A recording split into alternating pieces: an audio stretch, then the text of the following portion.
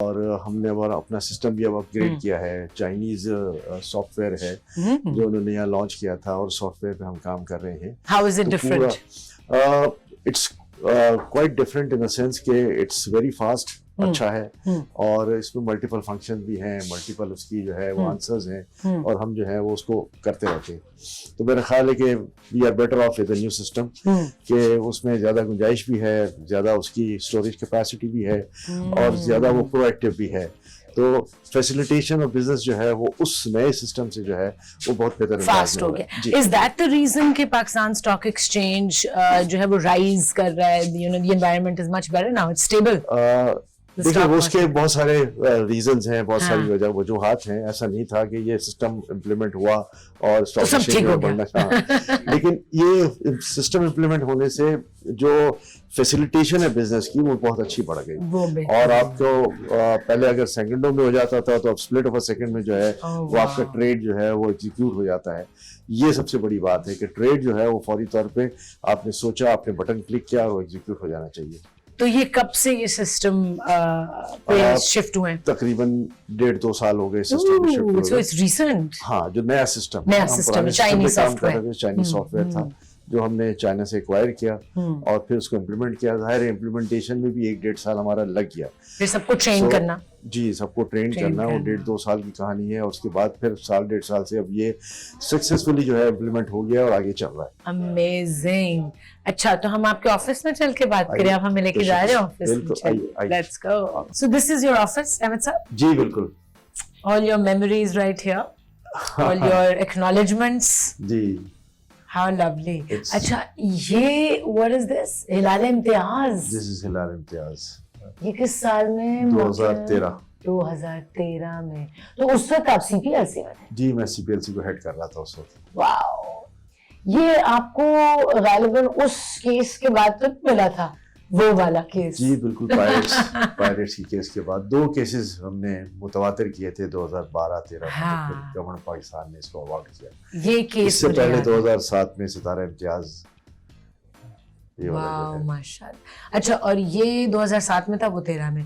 जी। अब उस केस की बात कर ही रहे हैं, आई बिलीव जब मैंने आपका इससे पहले इंटरव्यू किया था तो वो जो हमारे कोई कैप्टन थे वो अगवा हो गए थे पायरेट से, कैप्टन वसीह। और कितने महीनों आपने नेगोशिएट किया था विद द पायरेट्स? मेरा ख्याल है 6 से 8 महीने हमने नेगोशिएट किया था। And then you were able to get him back? अल्हम्दुलिल्लाह। उससे पहले वो 2-4-5-6 महीने उन्होंने मुख्तलिफ जगहों पे कोशिश की। फिर इसके बाद सीपीएलसी को अप्रोच किया। बिल्कुल। तो फिर सीपीएलसी ने, उस वक्त गवर्नर सिंध थे डॉक्टर अशरफ ज़रबाद, उनके साथ मिलकर पूरी स्ट्रैटेजी डिवाइस की and then we went on with it.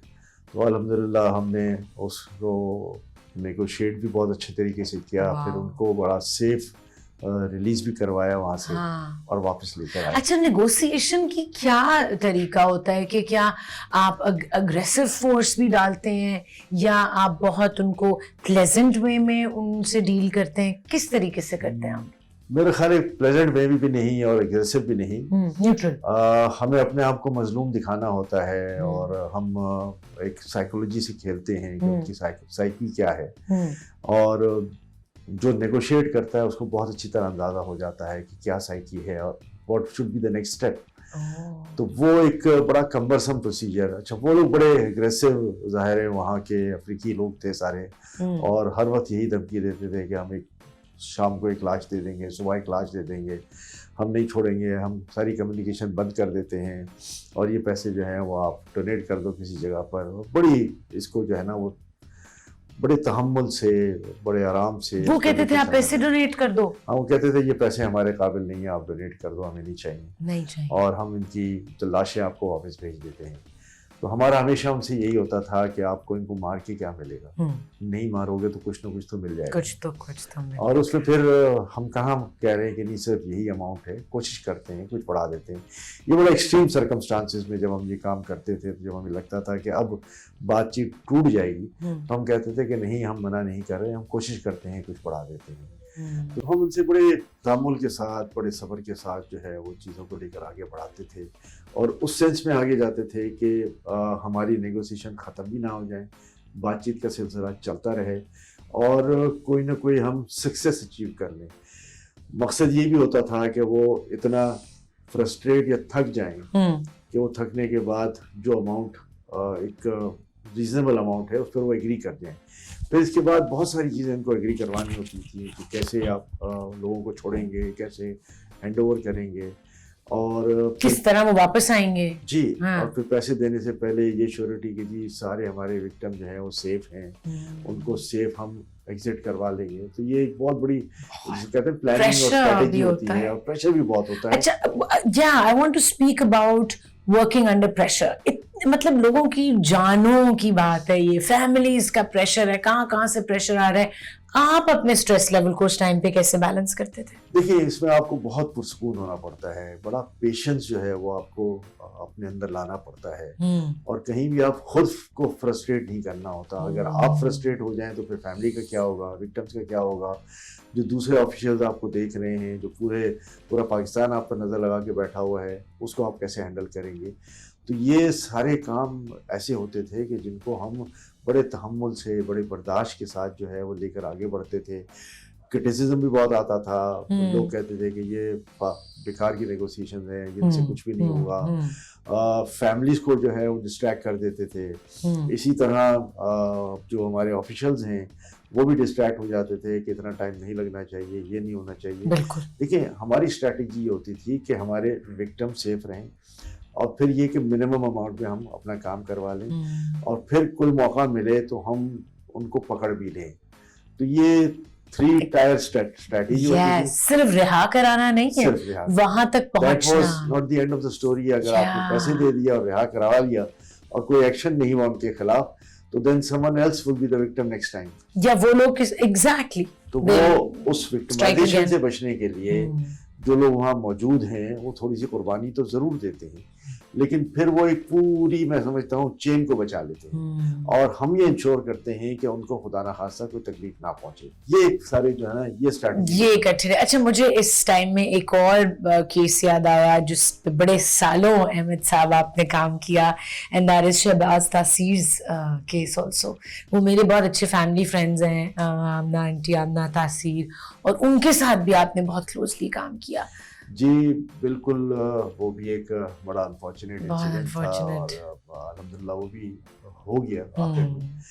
और उसमें चूँकि फेडरल गवर्नमेंट भी इन्वॉल्व थी और बहुत सारी एजेंसीज इन्वॉल्व थी, तो उसमें ये ड्यू डिलिजेंस नहीं हुई कि उसके बाद जो है वो उनको ब्रेक लगवाएं।